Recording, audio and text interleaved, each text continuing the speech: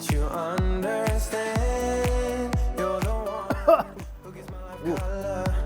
There is no one other. With your hand in mine, let me go by your side. Let me go by your side. It's almost 6, and about to go do something called almsgiving at Wat Tra Pamdang. And this is a practice where alms are given by lay people to the monks. And lay people means those of us who are not cultivating.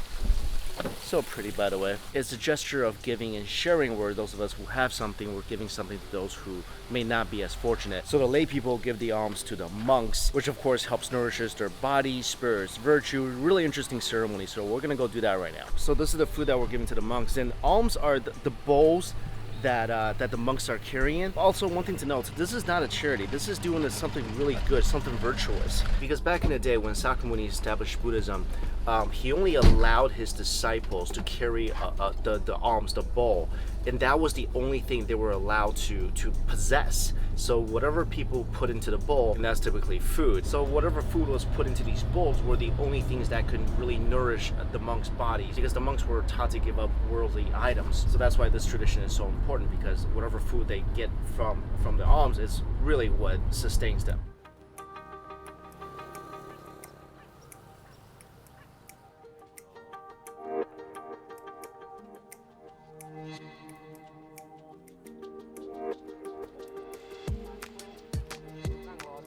So this ceremony is important to symbolize, doing a good deed and helping others and doing something that's virtuous.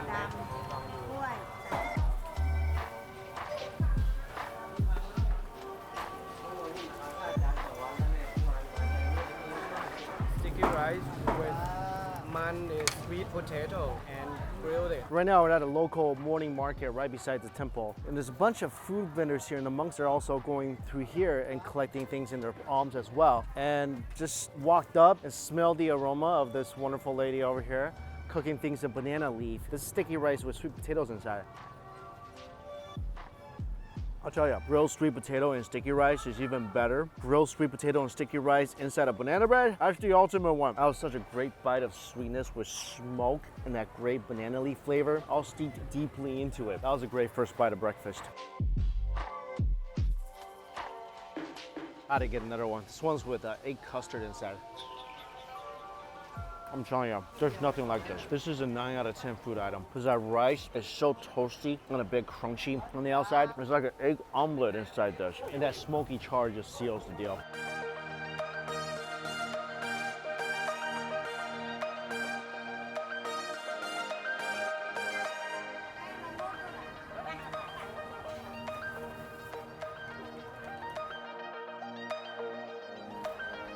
Oh, sweet milky chai tea. Little donuts. Tastes like Chinese youtiao. Some fried dough dipped into the sweet, creamy, milky Thai tea. It's a magical breakfast moment here in Thailand.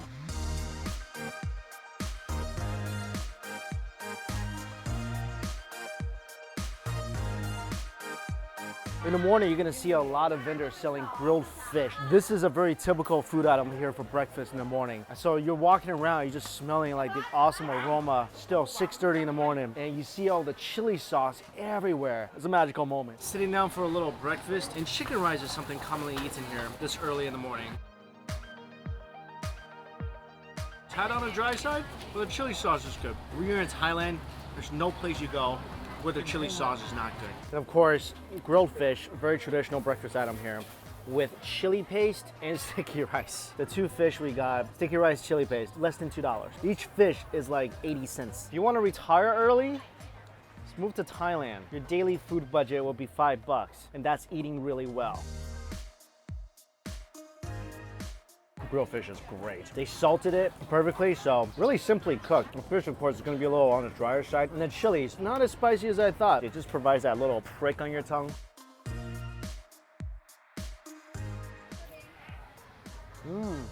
So two fish here, tilapia and catfish. Catfish is so much better. The meat is much more tender, but the tilapia, it's got a slightly better smoky flavor to it, and it's salted more. And typically what we do with the sticky rice, make it into a little ball, dip it into the chili paste, pop this in your mouth, follow up with a bite of fish.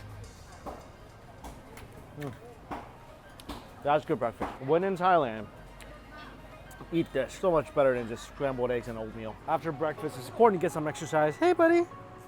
So we're gonna go biking.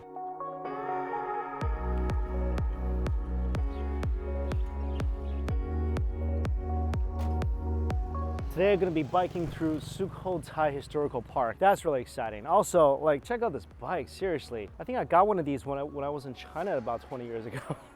This is like vintage bike right here. But I gotta say, just like the bikes in China, these are ridiculously comfortable. And see the little thing on the back?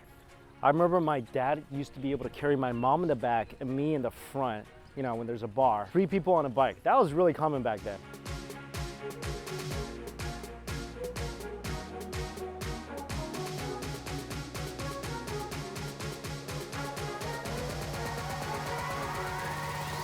This is King Ram Kam. He invented the Thai alphabet over 700 years ago.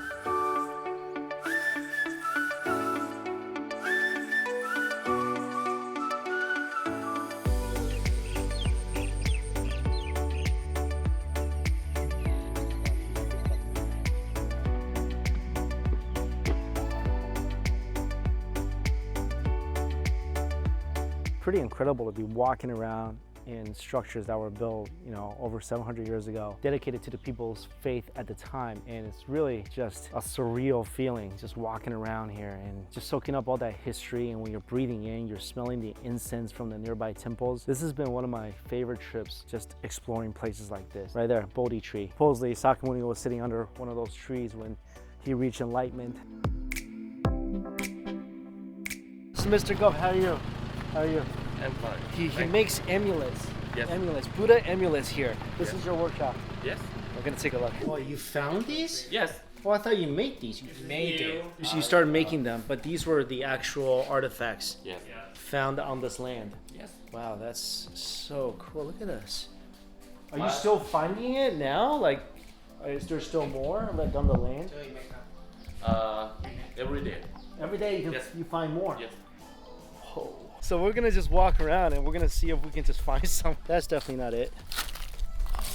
It's everywhere, huh? Yes. You can see the original patterns on this. You can see it on camera better. It's possible that people bury all the pottery with on the graveyard. Right? And sometimes they put like the money to hide from the enemies. So this could potentially be a massive graveyard. Yeah. Could be. Now we're gonna make a Buddha amulet. See how he does it. We make amulet because when we die, go to the next flight and we have ghost light in the next flight. Roll the clay and press in the mold like this, and write your name behind. Your name, Mike. Thai language, Mike. When you take it out, touch softly. Take it out.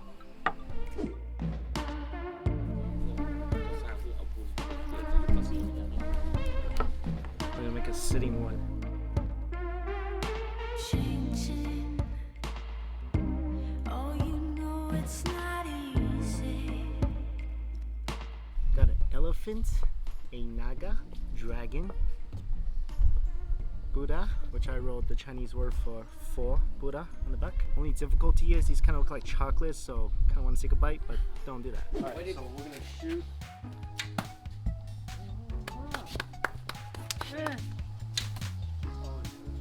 Ah, Apparently I can't hunt, but I'm gonna try to make a fire quickly.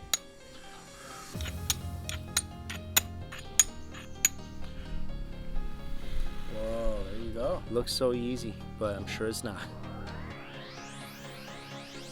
Okay. Yes. Woohoo! Man, we have made fire. Are we cooking something? Ready for barbecue. So I like to hear. Melon. Melon? Melon. Rice powder. It's like a pudding.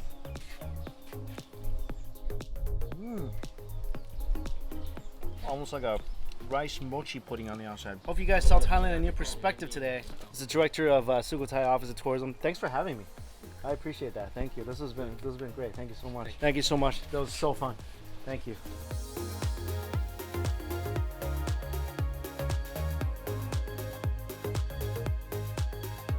If you ask anybody what Sukhothai is famous for food-wise, the answer is going to be noodles, and finally, I get to have some.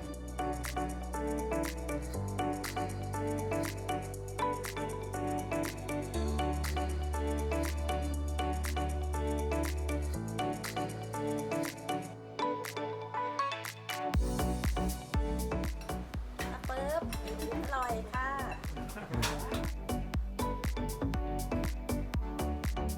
Right now we're in the Natongjan district, and if you are ever here, near here, you gotta come to this place. This restaurant is called Khao Perp Ya Krieng, and Khao Perp means rice roll, Kai means grandma, and Krieng is this lady's name. Her family created this recipe over 200 years ago because it was really hard for them to get noodles because it was too far away. So they were like, make our own noodles. And now it became an institution. So there's different types of noodles that I got. So pretty. It's like the rainbow of noodles. First one, check this out. These are called Khao, and these are rice noodles wrapped around a bamboo stick. On the outside, there's rice cracker. You know those awesome rice cracker you get from the Asian grocery stores? The rice cracker is rolled on top of the noodles, so you get an extra layer of flavor.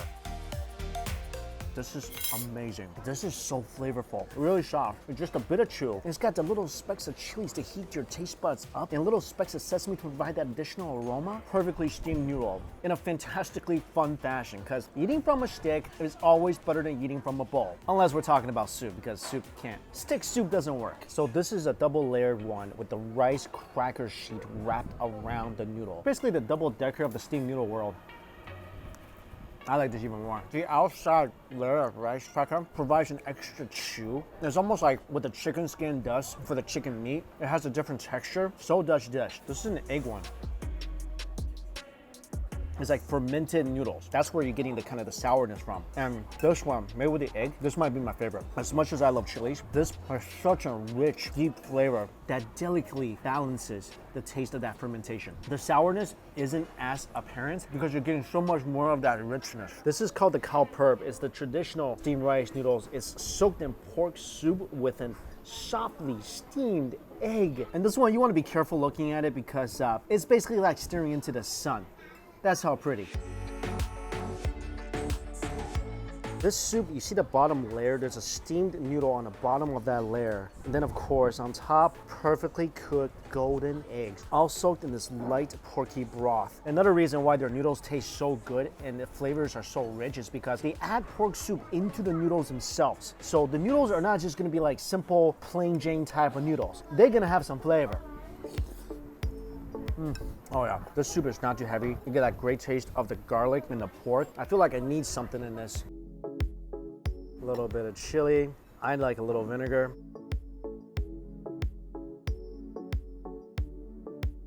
That's so good. These are Great Tail Bay. It's flat, thin rice noodles covered in peanuts, sauces, some chicharron, slice of pork, a lime. So the sauces are drowning these thin rice noodles on this plate. I can tell these are gonna be very chewy noodles. And the sauce, when you mix it up, changes the white noodles to a golden color. Splash of lime.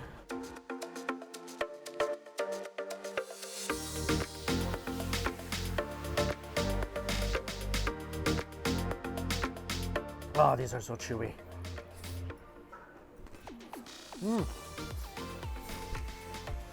These noodles are definitely bay. You get it because they're bay noodles. It's literally spelled B-A-E, noodle. To me, this is the noodle dish that really encompasses Thailand for me. Tons of peanuts, a little sweet, nice, fresh, chewy noodles, beautiful chunks of pork, got nice color, got nice crunch, got that citrus flavor. This to me is Thailand on a plate.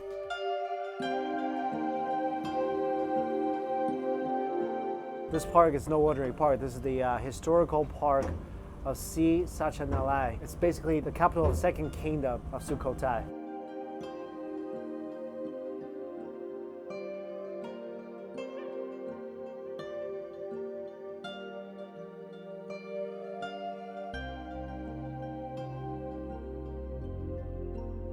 There's so many of these majestic ruins. This is called the Seven-Road Temple. And the Perp is kind of creepy. It is the royal graveyard. So the royal family was buried here. So just like going into a church where you see the holy waters right by the entrance, these temples also have these basins here. So these used to host holy water, and people will wash themselves before they walk into the temple. What's really interesting is stones like this. This is litherite. This is a very hard stone. Can you imagine like 800 years ago, how did they get the technology to not only cut this into like an even flat surface? Like, look at this. This is a giant rectangle. But how do they lift this monstrous boulder of a rock on top of these pillars? And how do they even shape these pillars? Things like this, and also the ruins at Sacsayhuaman in Peru, Stonehenge pyramids. These things were never really completely solved as to how people back then managed to create such huge, precise stone structures like this. Anyway, a little bit of Beyond Science on this food channel.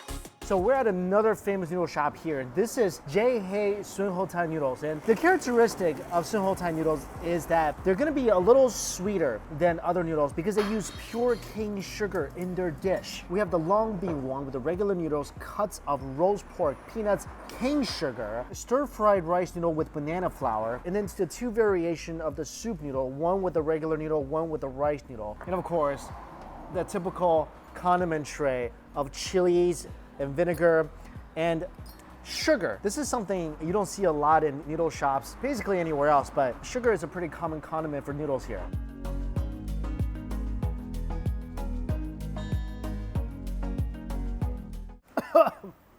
Ooh, this thing caught me by surprise here. These noodles are so deliciously unique. For sure, the sugar cane is very noticeable here. These are probably the sweetest soup noodles I've ever had. The noodles, of course, perfect. Great texture, fantastic chew. Soaks up that soup just the right amount so it doesn't get all soggy. And the broth is spicy, and when you sip it, it's thick, and it has like a roasted caramelization flavor. And for me, I think it just needs some more vinegar. And just top a couple more. I think that's perfect. Because before, it was sweet and salty, and it was good, but now it's sweet and more vinegary. So it's got a more of a sweet and sour note that I'm more used to. So the next bowl is with the rice noodles. I think it's a similar broth and ingredients, with just a different type of noodles. Add some vinegar. These green beans really do have a great chew to it. That cane sugar, add a little vinegar, a little chili. You get that savory element and you get that sour element. But now it's savory, sour, and sweet. And those are three great components to a fantastic bowl of noodles. Bowl number 3 is the dry noodles. Splash of lime, mix in all the ingredients. This thing's got a bunch of peanuts. Again, the long green beans. Cane sugar is mixed in here as well. And this already came with a bunch of chilies. You definitely can taste the sugar a little more when the noodles are dry. So add a splash of vinegar, create the great noodle trifecta. I mean, if you love sweet and sour chicken, sweet and sour pork, you definitely got enough room in your heart for these sweet and sour noodles. Last one, stir-fried. The texture obviously is not as good as the regular noodles, but it soaks up that sauce so well. Now remember, if you do come to the city and you're trying these noodles, if it's not sweet, you don't taste the cane sugar, that means it's an impasta. Anyway, it's been a really awesome couple noodle pit stops. First one, tasted the glory, the innovation of steamed rice noodles. And here, freshly made noodles with some out-of-the-world flavoring, with some history, archaeology, and some beyond science factors thrown into the day. This is beyond anything I thought it would be when I signed up for this trip. All right, gotta finish up because after this, going to a night market. There's something about night markets I just completely love. First of all, it's at night. Secondly, it's usually outside. You get to walk around, enjoy the nice evening air with the wonderful aroma of food and smoke drifting through the air. And this night market is at the Sukhothai Historical Park. It's not a huge market, but it's all about the food. I've been to a lot of night markets. A lot of night markets. Nothing as beautiful as this one.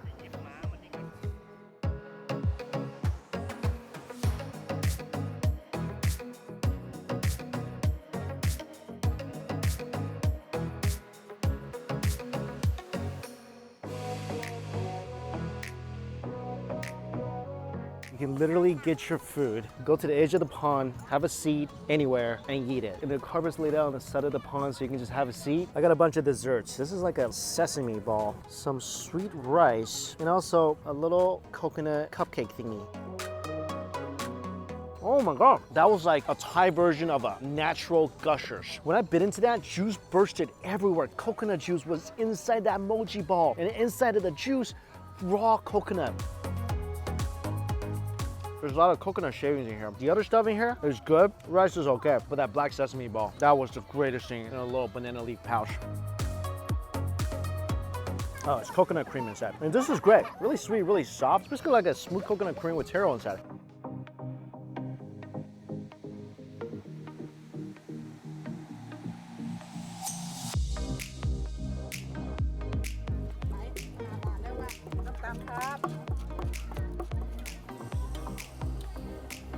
Check out my little makeshift table right here. I got my foods, the lake behind me. Only thing I'm missing is a date. But what am I talking about? I got all the love I need in the world right here. My significant others will be some pad thai, freshly cooked, smelling great with a little side of peanuts and sugar and chilies. Go ahead, squeeze a little lime juice on there. Freshly prepared papaya salad, skewers, and coconut ice cream. Couldn't resist some of my favorite classic Thai cuisine.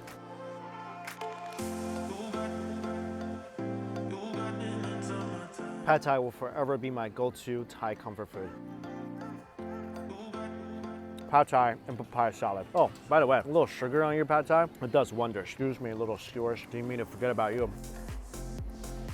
Ooh, beef meatball skewers. Get you some. This place really just holds so much magic and wonder, and is really not overrun by tourists at all, which that's pretty important. If this ain't a perfect all-around food day, I really don't know what is. Basically everything I love.